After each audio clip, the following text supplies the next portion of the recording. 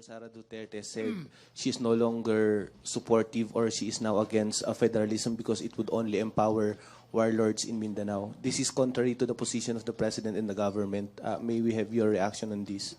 Well, you know, every one of us has his own ideas on how to solve certain problems.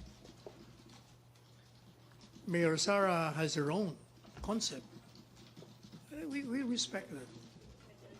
Given her influence, sir, hindi kaya tumaka-apekto dito sa pag-push ng government sa Hindi federalism? naman, kasi sino ba magde-decide niya kundi the framers of the Constitution?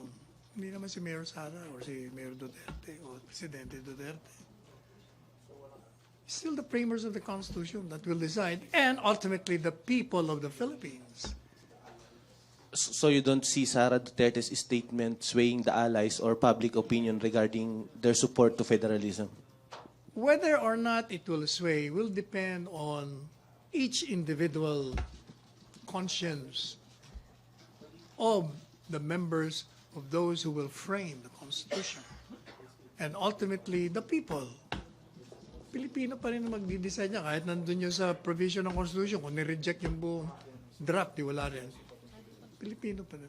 So do you believe, sir, that despite the Sara Duterte's statement, makakakuha pa ng support ang federalism?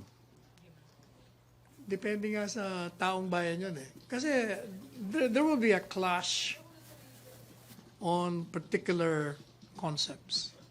One espoused by one, espoused by another. Di pagpilian natin kung ano maganda. So the position of Malacanang in the government stays, sir, na Oh yes, yes. And we welcome all other contrapositions and let the people decide.